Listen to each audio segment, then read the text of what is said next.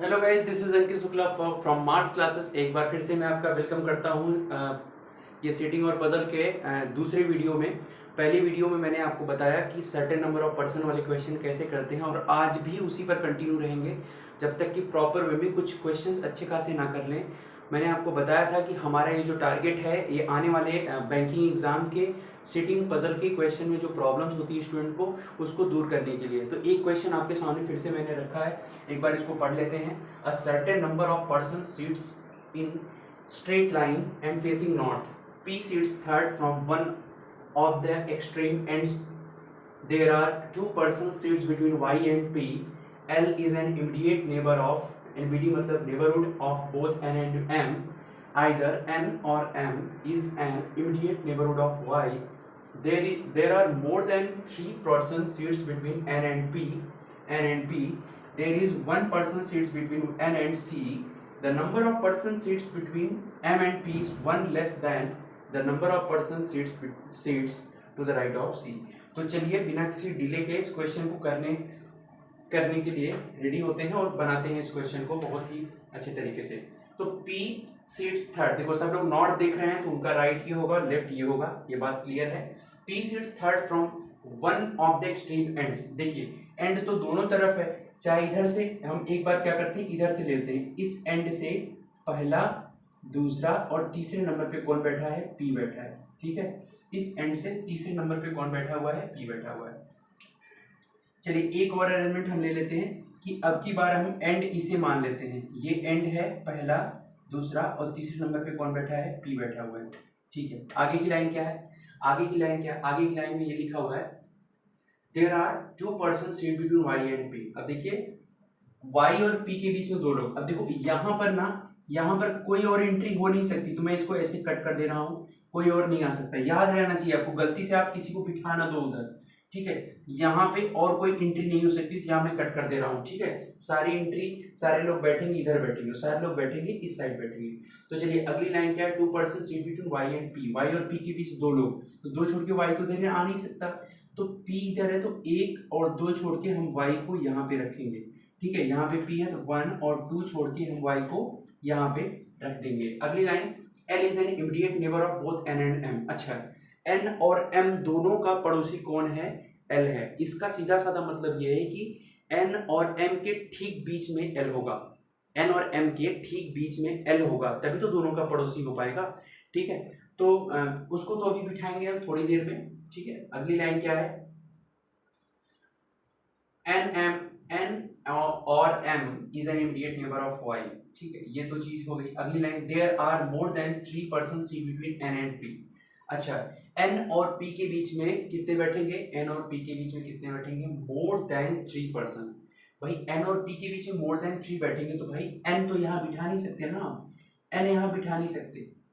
क्यों, क्योंकि एन और पी के बीच में मोर देन थ्री कहाँ बैठेंगे, मोर देन थ्री तो बैठेंगे ही नहीं। अच्छा, जहां पे भी एन बैठेगा, जहां पे भी एन बैठे, कुछ ऐसा सिनारियो बनना चाहिए। देखो मैं आपको अगर बताऊं तो कुछ ऐसा होना चाहिए। देखो एम अगर यहाँ है एम और एन यहाँ है, उनके बीच में यहाँ कौन होना चाहिए, एल होना चाहिए, कुछ ऐसा। या फिर एन यहाँ है, एम यहाँ है, तो बीच में एल होना चाहिए, दोनों का पड़ोसी एल होना चाहिए, यानी दोनों के बीच में एल होना चाहिए। तो एम और एन यहाँ पर तो तुम बैठा ही नहीं सकते ना, फिर एल कहाँ बिठाओगे। ठीक है, इसका मतलब ये हुआ कि y का पड़ोसी या तो m होगा या तो n होगा, या तो m होगा या तो n होगा। तो अब यहाँ पर देखो हम m बिठाएंगे, n क्यों नहीं बिठाएंगे, क्योंकि यहाँ पे सीधे सीधे बोला गया है ना कि there are more than three person seat between n and p। तो अगर n यहाँ बिठा दोगे तो n और p के बीच में मोर देन थ्री कहाँ हो पाएगा, तीन ही हो पाएगा ना। सो m यहाँ बिठाएंगे, m जो है y का जो पड़ोसी है, m और n में से कोई एक होना चाहिए, तो हमने m को y का पड़ोसी, y का नेबरहुड कर दिया। और जैसे तुम m यहाँ फिक्स करोगे ना, तो एक छोड़ करके n यहाँ आ जाएगा, और जैसे ही n यहाँ आएगा वैसे ही l यहाँ आ जाएगा, क्योंकि m और n के बीच में l बैठा है, क्योंकि m और n का पड़ोसी कौन है, l है, क्वेश्चन में साफ साफ दिया गया है। तो वही काम यहाँ ऊपर भी करेंगे, यहाँ पर m रखेंगे, n क्यों नहीं, क्योंकि n और p के बीच में सिर्फ तीन ही हो पाएंगे, जबकि क्वेश्चन में दिया है मोर देन थ्री होना चाहिए। तो m, l और यहाँ पे n, देखो n और p के बीच में मोर देन थ्री है कि नहीं, एन और पी के बीच में, अब देखो मोर देन 3 है, मोर देन 3 का मतलब 3 से ज्यादा, कुछ भी हो सकता है 3 से ज्यादा, 4 5 6 कुछ, लेकिन बट वो इतनी गारंटी है कि 3 से ज्यादा होना चाहिए। अगली लाइन देखिए क्या लिखा है, there is one person seat between N and C, N और सी के बीच एक इंसान, तो एन यहाँ है, उधर सी जा नहीं सकता, एक छोड़ के यहाँ पे सी आ जाएगा, ठीक है, एन यहाँ है तो एक स्किप करके यहाँ पे सी आ जाएगा, ठीक है। अगली line, the number of person seats between M and P, देखो the number of person seats between M and P, जो एम एंड पी के बीच बैठे हैं ना, कितने लोग हैं, 3 है, वो क्या है, वो 1 लेस है, क्या है, 1 लेस है than the number of person seats to the right of C, ठीक है। राइट ऑफ सी, देखो इसमें देखो सी के राइट में तो इतना ज्यादा है, इतने ज्यादा लोग हैं, तो एम और पी के बीच में 3 लोग हैं, 3 लोग हैं, तो इसका मतलब सी के राइट में केवल 4 होना चाहिए था ना, यहाँ पर तो हो ही नहीं पाएगा, सी के राइट में तो बहुत ज्यादा लोग हैं, तो ये लास्ट वाला कंडीशन मैच ही नहीं हो पाएगा, तो ये क्वेश्चन, ये ऊपर वाला एलिमेंट रॉन्ग हो जाएगा। एम और पी के बीच में 3 है, जो कि एक कम है किसके, जो जितने लोग सी के राइट में बैठे हैं, तो सी के राइट में आपको कितना बिठाना पड़ेगा, 4 बिठाना पड़ेगा। तो अब देखो ये कंडीशन सेटिस्फाई हो रहा है कि नहीं, एम और पी के बीच में जो बैठे हैं वो एक कम है किससे, जितने सी के राइट में बैठे हैं, तो सी के राइट में 4 बैठे हैं, जो कि इससे एक ज्यादा ही है एम और पी वाला, देखो, या फिर ऐसे बोल सकते हो एम और पी के बीच जो पर्सन है वो एक कम है किससे, जितने सी के राइट में बैठे, सी के राइट में 4 हैं और यहाँ एम और पी के बीच में 3 है, तो ये सारा कंडीशन आपका सेटिस्फाई हो गया, ये वाला राइट है, आपका राइट है, और इससे बेस, इस पे बेस जो भी क्वेश्चन होंगे सारे आप बना सकते हो।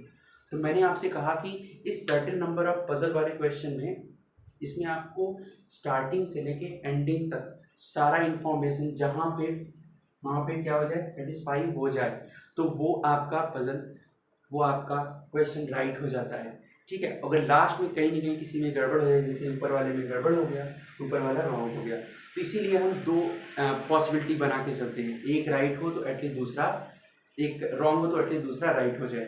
तो इस पर क्वेश्चन पूछे गए हैं। पहला क्वेश्चन है, exactly seats exactly between Y and L, कौन y और l के एग्जैक्टली बीच में है, तो y और l के एग्जैक्टली बीच में कौन है, सो answer will B m, answer will B m। Next question,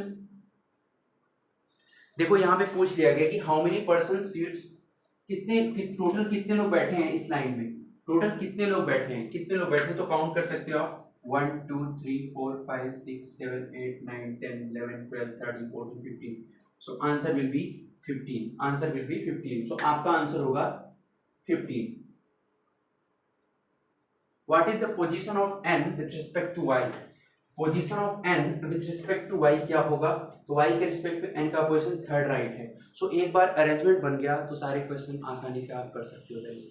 तो ये रहा आपका सर्टेन नंबर ऑफ का दूसरा वीडियो में आपके सामने रखा। इस तरीके से आप और भी क्वेश्चन हम बनाएंगे आपके सामने, और भी आपको चीज़ें सिखाएंगे, और भी टफ क्वेश्चन आपके सामने लाएंगे। प्रीलिम्स में तो इजी आता है, बट आपके फेस के सामने से गुजरा हुआ होना चाहिए क्वेश्चन, आप उसको अच्छे से देखे हुए हो तो आप आसानी से बना सकते हो, ठीक है गाइस। तो आज के लिए इतना ही, नेक्स्ट लेक्चर में एक और वीडियो, इंपॉर्टेंट वीडियो के साथ, ध्यान रहे टारगेट हमारा है सेटिंग पजल को न्यूट्रलाइज करना एकदम इजी वे में, या एकदम इजी तरीके से सीखना, ठीक है गाइस। सो आज के लिए इतना ही, नेक्स्ट लेक्चर में फिर से मिलते हैं। Thanks to all of you.